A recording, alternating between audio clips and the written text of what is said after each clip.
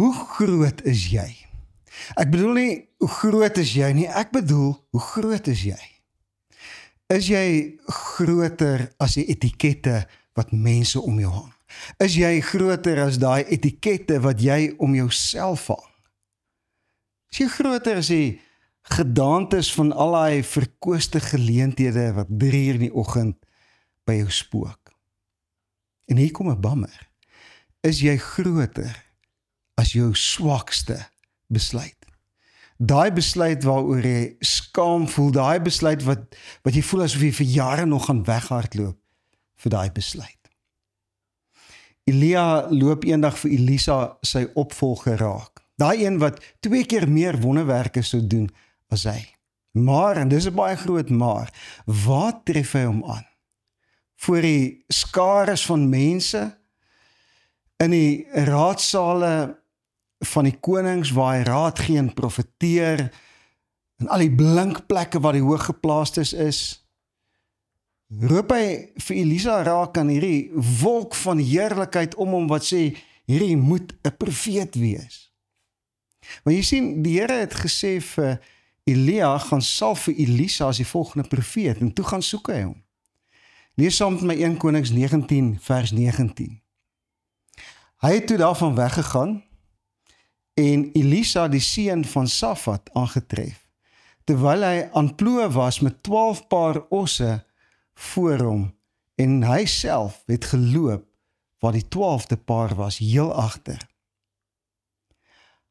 Hy tref vir Elisa agter 24 osse in 'n stowwerige land aan.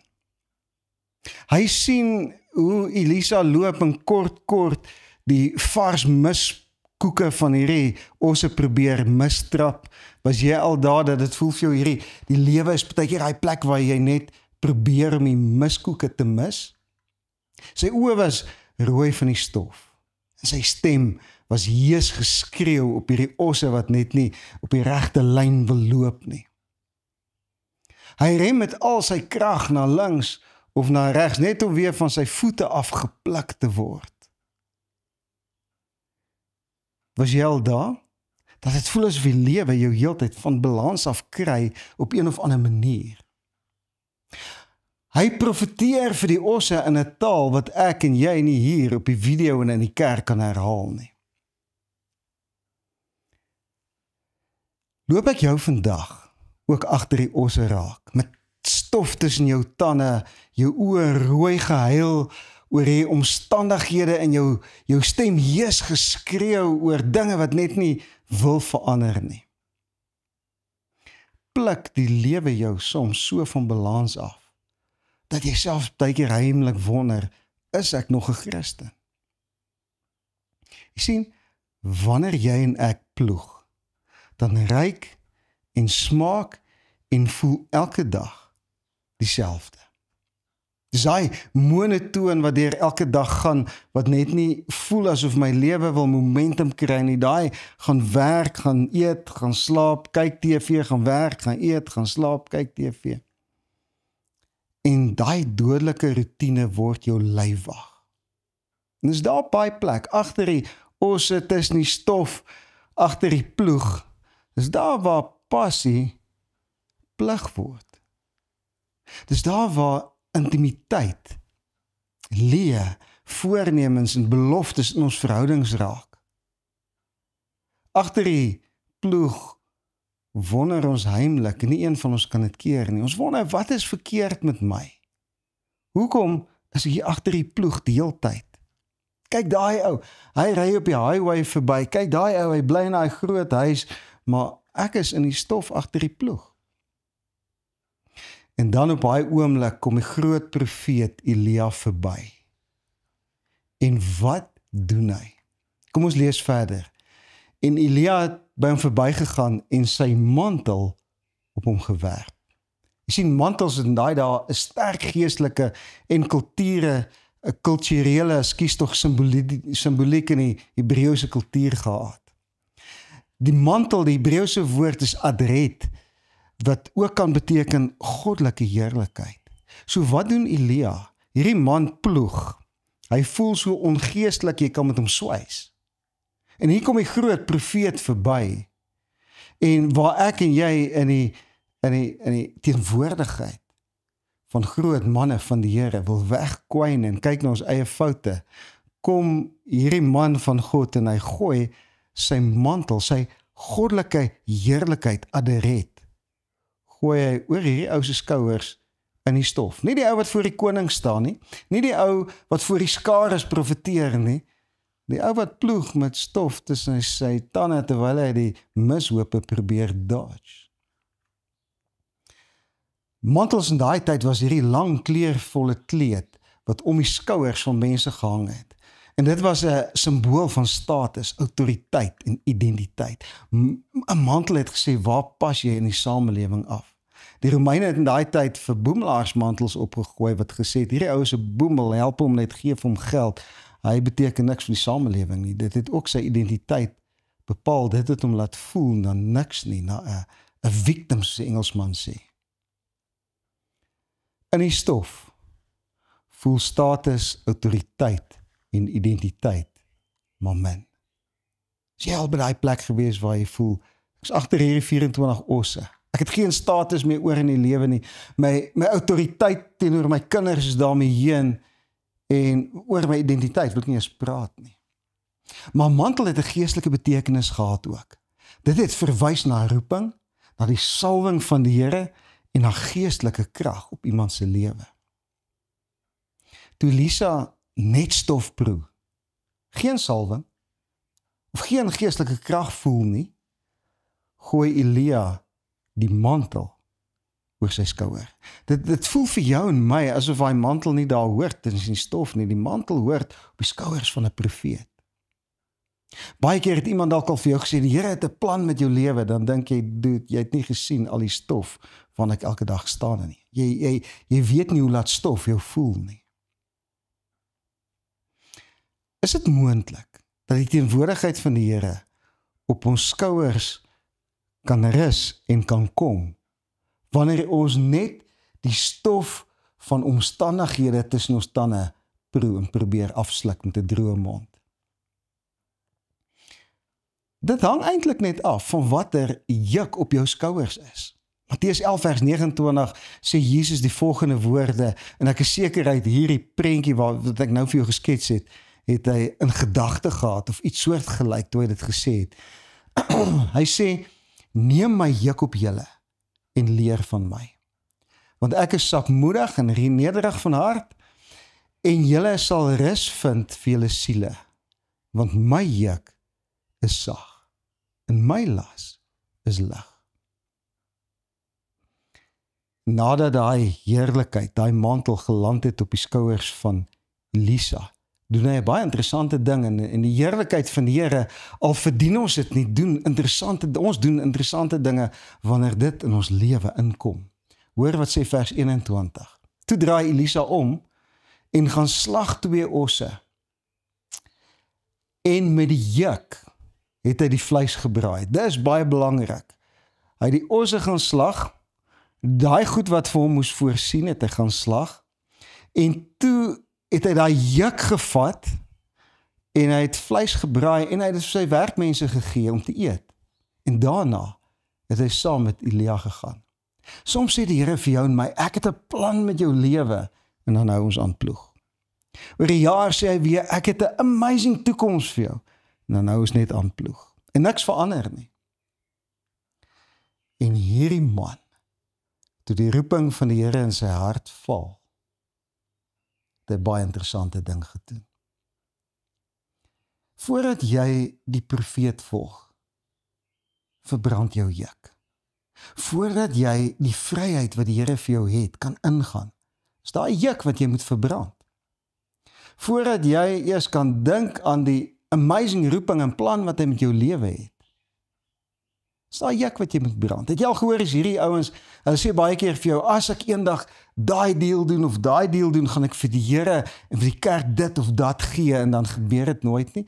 Want jy sien, hulle het die visie gevat, die heerlikheid het geval, die roeping van die Here het op hulle skouers geval, maar hulle het nie gegaan en jukke verbrand nie.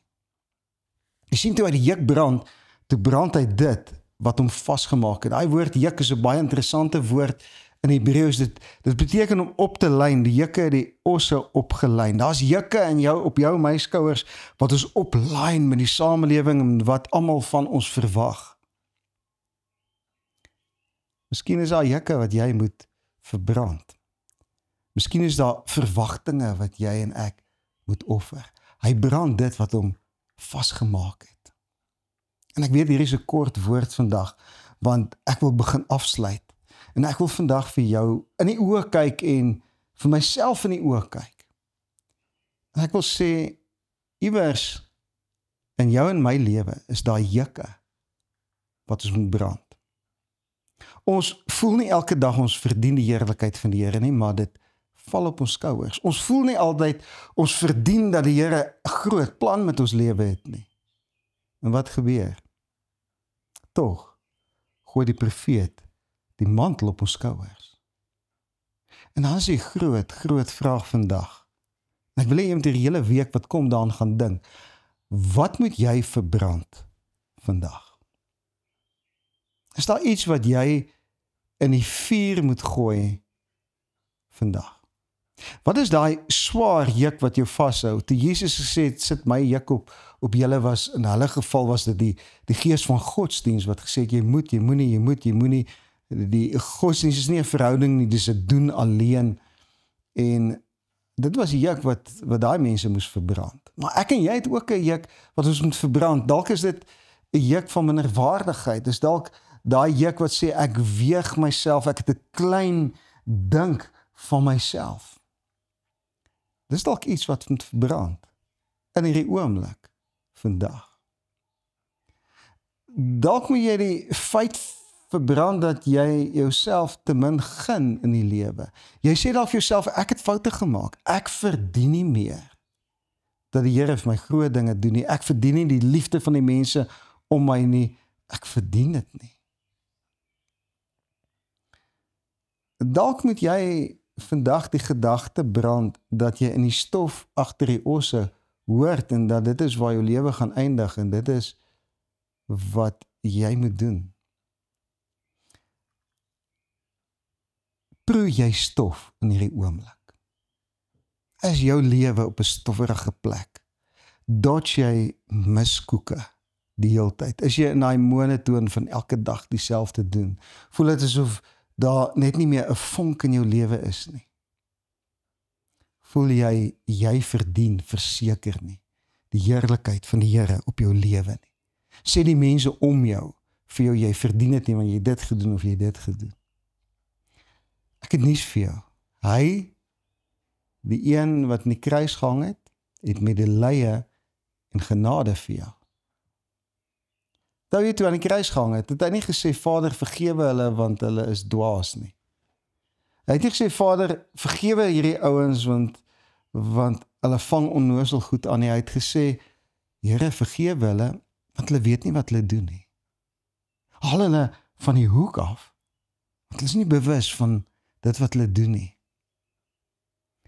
En jy moet dalk jouself vandag van die hoek afhaal, want soms voel dit asof ons nie bewus is van dit wat ons doen nie. Hy is dood in die kruis, sodat jy kan leef hier op aarde. En dit is een van die laaste sinne wat ek wil hê, jy moet hoor vandag. Hy is dood dat jy moet kan leef, en daar is iets wat jy moet kan afgooi. Die vraag is wat? En ek wil hê, jy moet vandag daai juk op jou skouers, maak nie saak of dit siekte is, wat mense sê, wat ook al dit is, enigiets wat jou beperk, jy vandag kom, en jy moet dit voor sy troon kom sit. Dit beteken nie, alles gaan in 'n oomblik verander nie. Dit beteken net, jy hoef dit nie meer saam te dra nie. Jy kan 'n nuwe juk opsit, en wanneer jy daai nuwe juk opsit, dan gaan die krag wat wonderwerke doen in jou lewe verander. En ons weet altyd die grootste wonderwerke gebeur oor tyd. Dit is nie net vingersklap nie. Kom sit wat ook al. Jou juk is vandag voor sy troon. Hy het genade met jou, en hy wil jou nog 'n kans gee. Hy is aan jou kant. Hy is lief vir jou, al is niemand anders nie. Kom ek bid saam met jou. Vader, ek wil elke persoon wat vandag na my geluister het, en saam my na u woorde geluister het, wil ek seën met die wysheid om die juk af te gooi. Ek wil elkeen seën met die sterkte om te sê, ek gaan opstaan vandag.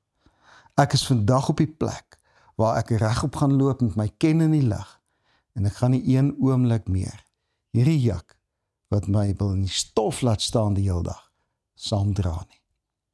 Dankie dat u vergifnis volledig is, en dankie dat die tweede kanse beter is as die eerste kans. En ons eer u daarvoor in die naam van Jesus. Amen. Gaan hierdie week in, geniet elke oomblik. Julle gaan agterkom in hierdie tyd na die einde van die jaar, gaan ek net elke tweede week 'n video uitbring. Ek het 'n geweldige vol program teen hierdie einde van die jaar, en Agape gemeente en Bikers Church het een gemeente geword, en dit beteken my werkslading het vergroot. Agape online gaan nie toemaak nie. Ons gaan aangaan. My rol by Bikers Church gaan groter word, maar ek wil vir jou sê, bly by my. Want volgende week of die week daarna, hoor ons weer wat die Here vir ons sê. Gaan sit jou juk neer. Hy hoort aan die voete van Jesus, nie op jou skouers nie. Mooi loop in jou volgende week, selfde plek, selfde tyd.